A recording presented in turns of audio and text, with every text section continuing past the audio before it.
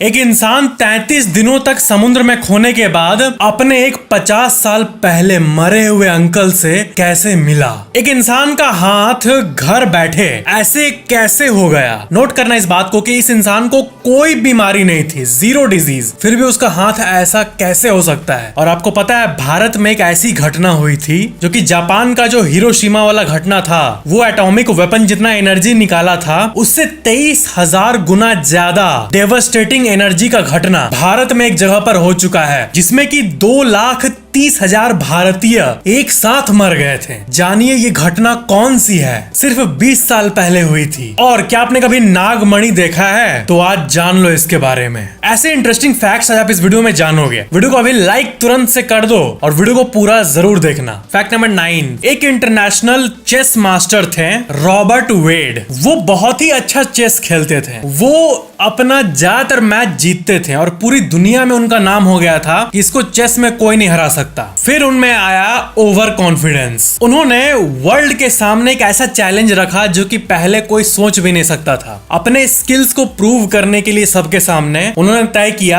कि अरे सुनो, चेस में चैंपियनशिप ट्रॉफी जीतना, किसी और एरिया के मास्टर चेस प्लेयर को हराना, ये सब तो मेरे लिए कॉमन बात हो गया है ना। तो काम करता हूँ, ऐसा कुछ करता हूँ जो अभी तक कोई नहीं किया और सबके सामने एक ऐसा चीज प्रेजेंट करता हूँ कि सबका होश दंग रह जाए। कुछ ऐसा उनका तेवर था। और उन्होंने क्या किया पता है? 30 लड़कों को बुलाया चेस खेलने के लिए और कहा कि तुम लोग 30 अपना चाल चलना चेस में और मैं सबके साथ कॉम्पीट करूंगा एट द सेम टाइम। मतलब सबसे पहले के सामने चाल चलेगा, फिर दूसरे को भी हैंडल करेगा। मतलब 30 गेम एक साथ खेलेगा। और जिनके साथ खेल रहा था वो बहुत सारे स्टूडेंट्स थे स्कूल के। और ये प्रेजेंट किया, लाइव किया पूरे वर्ल्ड के सामने कि 30 के 30 को हरा दूंगा ताकि अपना रुतबा और बढ़ पाए। और लास्ट में उन्होंने 30 के 30 स्टूडेंट के सामने एक भी मैच नहीं जीत पाया। 0। He could not win even a single game. पूरे वर्ल्ड में फैलने लगा ये बात। इतनी बेइज्जती हुई उनकी उस दिन। आप सोचो, कोई चेस चैंपियन जो कि ऐसे अपना तेवर रखता है, 30 के साथ कंपीट करने आया, एक भी नहीं जीत पाया। ये एम्बैरेसमेंट वाले चीजों के लिस्ट में टॉप में आता है, टॉप 5 में वर्ल्ड के एम्बैरेसमेंट के लिस्ट में। नहीं, रॉबर्ट वेड ऐसे बहुत अच्छे प्लेयर थे, उनका रिस्पेक्ट बनता है, लेकिन ये जो काम किए उस दिन के बाद उनका ट्रोलिंग शुरू हो गया। वर्स्ट साइमल्टेनियस चेस प्लेइंग का रिकॉर्ड बन गया उस दिन। और एक डिटेल का फैक्ट जान लो आप कि 20 मैच ड्रॉ हुआ था और 10 मैच हारे थे। मतलब जीते एक भी मैच नहीं थे। Fact number 8, lenses. लेंस सुन के आपको क्या मन में आता है? जैसे आई ग्लास पहनते हो तो वो लेंस होता है जिसके चलते आपको क्लियर दिखता है। या फिर मैग्नीफाइंग लेंस की बात कर लो, आपको क्या लगता है ये कब इन्वेंट हुआ होगा? लेंस एक मॉडर्न वर्ड लगता सुनने में कि हाँ लेंस, लेकिन ये कुछ 50-100 साल पहले, 200 साल पहले, 500 साल पहले, 1000 साल पहले, 1200 नहीं, लेंस का ओरिजिनेशन 4600 साल पहले, लगभग 5000 साल पहले लेंस इन्वेंट हुआ था। और सबसे पहले ये इजिप्ट में पाया गया था, विश्व के सबसे पहले लेंसेस। ये आप NIH का गवर्नमेंट आर्टिकल देख सकते हो कि first known lenses originating in Egypt about 4600 years ago. Fact number 7, ये है वैंग ऑड ओगे। ये फिलीपींस से है और ये विश्व की सबसे मशहूर टैटू आर्टिस्ट में से एक है। और ये अभी भी एक्टिवली बहुत अच्छे टैटूज को बनाती है और बूढ़े होने के बावजूद भी अभी भी कमाती है। ये फिलीपींस की रहने वाली है। ये सब तो कुछ नहीं था। अमेजिंग फैक्ट ये है कि ये 105 साल की है। फैक्ट नंबर 6, ये है एलियट टैनर। साल 2022 में ये यूनिवर्सिटी ऑफ मिनेसोटा से फिजिक्स की बैचलर डिग्री हासिल की और फुल टाइम प्रोफेसर बनना इसका गोल है। ये अब अपना PhD शुरू करने वाली है और PhD करने के बाद प्रोफेसर बनने वाली है। ये सब तो कुछ नहीं था। अमेजिंग फैक्ट ये है कि ये मात्र 13 साल की है, 13 ईयर्स ओल्ड। फैक्ट नंबर 5, साल 2011 में एक समुद्री तूफान में एक इंसान अपने बोट में गुम हो गया। 1 दिन बीता, 2 दिन बीता, 3 दिन बीता। लकीली उसके पास बहुत दिनों का खाना बोट पर था, छोटा सा बोट था। और लगभग 33 दिनों तक वो समुद्र में रैंडमली इधर उधर तैरा और मुश्किल से बोट को सही जगह पे पॉइंट करना चाहा कॉम्पास देख कर। 33 दिनों के बाद फाइनली वो एक अनजान टापू पे आया। टापू पर उन्हें एक इंसान मिला जो कि उनको उठाया, वो बेहोशी की हालत में था, उसको उठाया, खाना पीना दिया, उसकी देखभाल किया। बाद में पता ये चला कि वो इंसान जो उसको सेव किया वो उसका अपना अंकल है जो कि बिल्कुल इसी के तरह लॉस्ट होके उसी जगह पे 50 साल पहले खो गया था। और क्योंकि ये आइलैंड के लोगों में उतना कनेक्ट इंटरनेट वगैरह तो कुछ है नहीं, ये ट्रेडिशनल ट्राइबल लाइफ जीते हैं, तो 50 साल पहले की घटना थी कि उसके अंकल बीच समुद्र में तूफान में खो गए थे और शायद डूब गए थे। और इसके घर वालों ने सोचा था कि उसके अंकल तो अब मर गए हैं, लेकिन 50 साल बाद नेचर को, डेस्टिनी को कुछ और ही मंजूर था। 50 साल बाद वही तूफान वाला घटना इसके साथ हुआ और ये एक नए टापू में आया और उस अंकल से मिला जिस अंकल को इसके घर वाले 50 साल से मरा हुआ मान रहे थे। इसके अंकल उसी अननोन आइलैंड में जी रहे थे और वहीं पर अपना ट्राइबल फैमिली बसा लिया था और वहीं पर अपना बिजनेस बसा लिया था। इस आर्टिकल में देखो कि 600 किलोमीटर ड्रिफ्ट होने के बाद फाइनली एक ऐसे जगह पर पहुंचे जहां पर उनको उसके अंकल मिल गए। वैसे वाटरवेज की रिस्क की बात करें ना, तो मान लो कि आप किसी शिप में हो, आप कहीं जा रहे हो, तूफान आया अनफॉर्चुनेटली और शिप डूब गया। आजकल के शिप्स में बैकअप प्लान्स होते हैं, आपको वो लाइफ बोट मिल जाएगा या फिर वो आपको ऑब्जेक्ट मिल जाएगा जिससे कि आप डूबोगे नहीं, आप सरफेस पे रहोगे। लेकिन बात यह है कि इमीडिएटली ऐसा कुछ होने के बाद आपको सपोर्ट कहीं से नहीं मिलेगा। मोबाइल फोन का टावर बीच समुद्र में नहीं पकड़ता है, यानी सारे लोग हजारों किलोमीटर दूर पानी के बीच में अकेले फंस जाएंगे। और ऐसा कई बार होता है अभी के टाइम में भी। आप समुद्र के रात का सीन देखोगे तो अगर तूफान वगैरह आता है और शिप में कोई ट्रैवल कर रहा होता है तो वो इतना हॉरिफिक होता है कि हर एक सेकंड लगता है कि अब पानी आके पूरा शिप को इनगल्फ ना कर ले अपने अंदर। वो सीन्स जो होते हैं समुद्र के वो हॉरिफिक होते हैं। आजकल तो हर शिप्स को ट्रैक किया जाता है, जैसे दुर्घटना होती है वैसे ही नेवी वाले वहां पहुंच जाते हैं और रेस्क्यू टीम भी पहुंच जाती है। लेकिन फिर भी पानी का जर्नी मुझे तो बहुत रिस्की लगता है, और स्पेशली वो 30 दिन वाले जर्नी जो एक कंट्री से दूसरे कंट्री में ले जाते हैं। 30 दिन पानी में रहो, एक दिन भी अगर तूफान आए तो कितना डर लगता है। गूज़बम्प्स। फैक्ट नंबर 4, 1900s की बात करते हैं। एक्सरे। आपको पता है एक्सरे जो है ये ऐसी चीज नहीं है जो कि इंसान को डेली कराना चाहिए। इस दुनिया में 2 तरह के रेज होते हैं, आयोनाइजिंग रेज और नॉन आयोनाइजिंग रेज। आपको पता है टावर्स जो है वो बर्ड्स को अफेक्ट करते हैं, ये बस एक थ्योरी है। सरकार अभी तक टावर्स को, शहरों के बीच में फोन टावर्स को किस लिए अलाउ करती है? घर के छत पे लगाना कोई भी कंपनी आके लगा लेती है। ऐसा क्यों है? क्योंकि गवर्नमेंट साइंस को मानेगी, ऑफ कोर्स थ्योरीज को तो नहीं मानेगी, लोगों के चर्चा को तो नहीं मानेगी कि उससे बर्ड्स को इफेक्ट पड़ रहा है। साइंस ये कहता है कि जो रेज है, जो टावर से निकलता है, सेल फोन का रेज, वाईफाई, घर में जो वाईफाई लगा है, ये इंसानों के लिए खतरनाक इसीलिए नहीं है क्योंकि ये नॉन आयोनाइजिंग रेज है। मतलब वाईफाई आपके घर में लगा या फिर आप मोबाइल डेटा जो यूज करते हो, टावर घर तक पहुंच रहा है तभी मोबाइल डेटा आप चला पा रहे हो, यहाँ पर मौजूद है वो इंफॉर्मेशन फोन का। वैसे ही वाईफाई का भी है, तभी आप वायरलेसली डेटा को देख पा रहे हो अपने फोन में, यानी इस एम्प्टी एयर में वो इंफॉर्मेशन ट्रांसफर हो रहा है। तो वो चीज, वो रेज जब आपके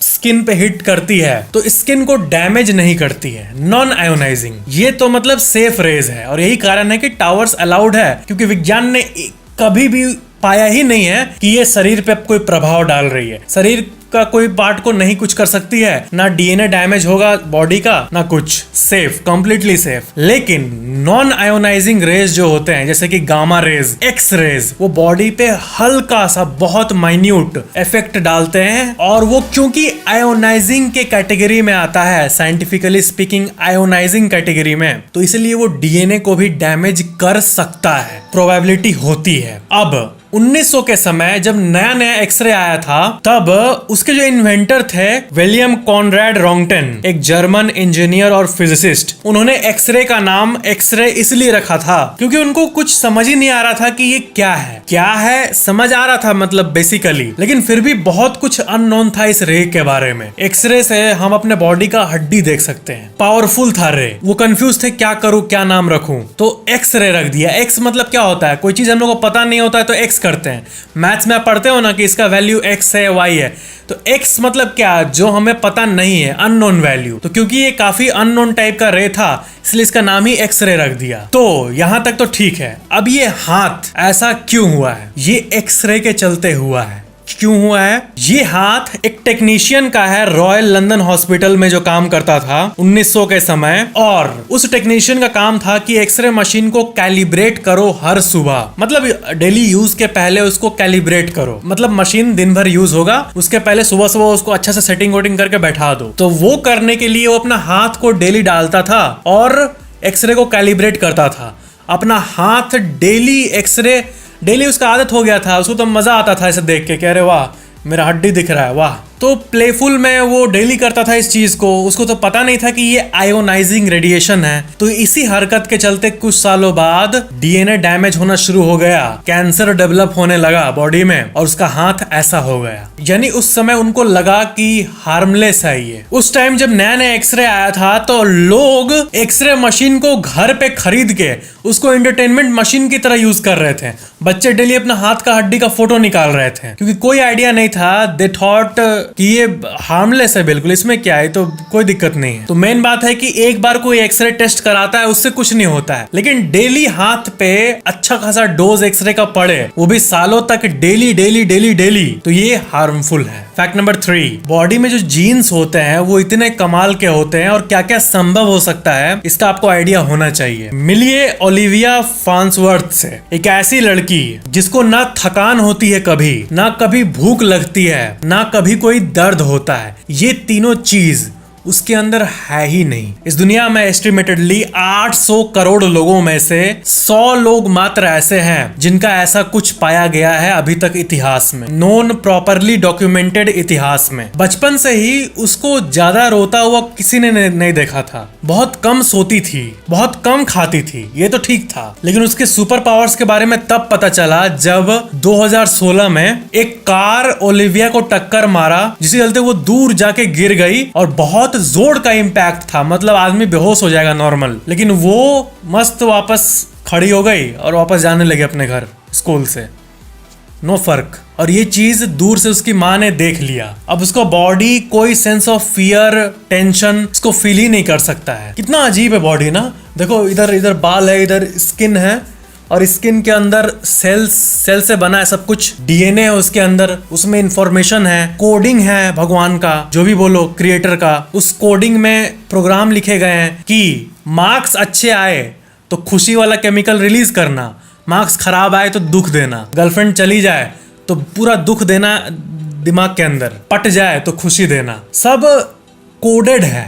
ऐसा लगता है भगवान ने कितना अच्छा प्रोग्रामिंग कर रखा है सब कुछ का। तो ऐसा ऐसा कोड है, और ज्यादातर लोगों का कोड सेम ही है। ज्यादातर लोग, हम लोग सब इसलिए सेम तरह का लाइफ जीते हैं। लेकिन मान लो कि उसी दर्द वाले कोड को हम डिलीट कर दिए तो फिर दर्द फील ही नहीं होगा। इसी को डीएनए मैनिपुलेशन कहते हैं, जो कि फिलहाल इल्लीगल है। फैक्ट नंबर 2, क्या आपको पता है जो सुनामी 2004 में भारत के अंडमान एंड निकोबार में आया था, अंडमान एंड निकोबार आइलैंड्स पे, वो जब हुआ था जिसके चलते टेक्टोनिक प्लेट्स हिले थे और सुनामी आ गई थी बहुत तेज, तो उस टाइम अर्थ से इतना एनर्जी रिलीज हुआ था जो कि 23,000 न्यूक्लियर वेपन्स के बराबर है। उतना इक्विवेलेंट का एनर्जी निकला था, तभी इतना मैसिव, भारत का सबसे मैसिव सुनामी था वो। लगभग 2,30,000 लोग, इतने लोगों की डेथ हुई थी उस सुनामी में। वैसे ऐसा जो घटना होता है, भूकंप, सुनामी, ऐसा टाइप के जो नेचुरल कैलामिटी होते हैं, उसका एक ब्रीफ सा जल्दी से मैं आपको एक लिस्ट दिखा देता हूँ कि सबसे ज्यादा डेथ्स किसमें हुई है। ये देखो 1931 में चाइना फ्लड्स आया था, जिसमें करीब 40 लाख लोगों की मौत हुई थी। 1888 में येलो रिवर फ्लड आया था, जिसमें करीब 20 लाख लोगों की मौत हुई थी। और बाकी लिस्ट आप देख सकते हो अपने स्क्रीन पे।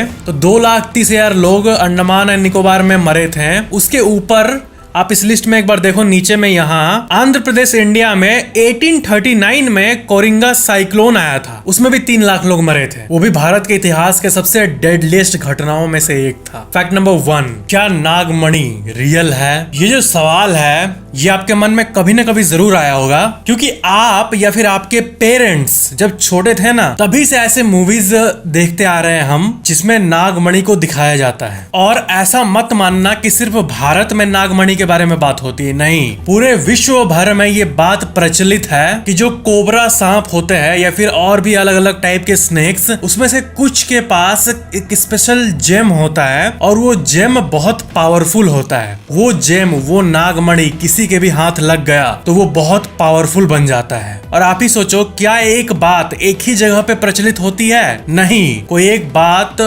वायरस की तरह फैलती है। तो सदियों से नागमणि सिर्फ इंडिया में ही प्रचलित नहीं है, बल्कि जर्मन कल्चर, अफ्रीकन कल्चर, हर जगह पे उसकी चर्चा है। लेकिन अगर प्रूफ की बात करें तो बात यह है कि आज तक कोई इंसान ऐसा सामने नहीं आया है पूरे विश्व में जो सामने आके असल का नागमणि दिखाया हो। आज तक एक भी नहीं। 800 करोड़ लोग हैं इस दुनिया में, उसमें से एक भी इंसान सामने आके नहीं प्रूव कर पाया कि ये देखो ये है नागमणि और इसी में है वो पावर्स। तो अकॉर्डिंग टू साइंस ये तो पॉसिबल नहीं है कि नागमणि हो स्नेक के अंदर, लेकिन स्नेक्स में ऐसे पर्ल्स पाए जाते हैं जो कि बहुत ज्यादा प्राइस में बिकते हैं। अफ्रीकन कल्चर में स्नेक का जो सर पे पर्ल होता है वो चमकता नहीं है, वो एक नॉर्मल सा स्टोन होता है, वो बहुत प्राइस पे बिकता है। और कई जगह पे उसी पत्थर को, जो कि सांपों के स्किन को काट के निकाला जाता है, जो कि उनके बॉडी का नेचुरल पार्ट है, उसी को नागमणि बोल के सेल किया जाता है बहुत जगह पर। ये कोबरा से निकला है। हालांकि जिस तरह फिल्मों में दिखाया जाता है कि वो चमक रहा है, उसके अंदर पावर्स है, वैसा कुछ नहीं होता है। जिस तरह इंसान के अंदर फॉर एग्जांपल किडनी स्टोन्स होता है, वो बॉडी का एक क्रिएशन है, वैसे ही सांपों के बॉडी के अंदर उनके माथे पे पाया जाता है पर्ल। तो ज्यादातर उसी को नागमणि बोल के बेचा जाता है और कई जगहों पर सांपों का सर को काट के उसको निकाल के उसी का ट्रेड किया जाता है। तो एक तरह से सांपों के ऊपर ये क्रूएल्टी नहीं हुई, सांपों के ऊपर अत्याचार नहीं हुआ, क्योंकि उन्हें भी तो दर्द होता होगा ना जब उनका सर कटता होगा। लेकिन इंसान ने इसी को व्यापार बना दिया है, बिजनेस बना दिया है, पैसा कमाने का तरीका बना दिया है, जो कि मेरे हिसाब से तो गलत है। आराम से जियो, हर क्रीचर को जीने दो। कई सांप इसी के चक्कर में मरते हैं। तो बात यही है कि ये कॉन्सेप्ट मूवीज और फिक्शन से पॉपुलर हुआ है कि सांपों के अंदर ऐसा स्टोन होता है, एक फेयरी टेल बन गया है और इसका कोई प्रूफ आज तक नहीं दे पाया है। लेकिन मैं ये भी नहीं कह रहा कि ये नहीं होता है। हो सकता है इच्छाधारी नाग नागिन या फिर नागमणि असल होता हो, मे बी, ये पॉसिबिलिटी को हम इग्नोर नहीं कर रहे हैं, लेकिन उसको लिटरली हल्के में लेके स्टोन निकाल के उसका व्यापार करना, बिजनेस करना, ये गलत हो रहा है। बाकी हमारे ग्रंथों में कई कहानियां हैं इसको लेके, तो वो पॉसिबिलिटी है, लेकिन हमारे अभी के दुनिया में इसको बिजनेस बना दिया गया है और लिटरली ले लिया गया है। ये दिक्कत है। तो समरी ये है कि असली वाला नागमणि हो सकता है और मे भी होता है, लेकिन जो भी आप सामने देखते हो अपने आंखों के, जो सपेरे दिखाते हैं या फिर अफ्रीकन कल्चर में जिसका पूजा किया जाता है, वो सब कोबरा के अंदर हेड में एक पार्ट पाया जाता है, उसी को एज अ नागमणि, असली वाला नागमणि बोल के उसी को सेल किया जाता है। तो ये थी नागमणि की सच्चाई। तो ये था आज के फैक्ट्स। वीडियो को लाइक जरूर करना और नीचे कमेंट करना कि वीडियो को कैसा लगा, और ऐसी और वीडियोस के लिए चैनल को सब्सक्राइब करके बेल आइकन जरूर ऑन कर लेना।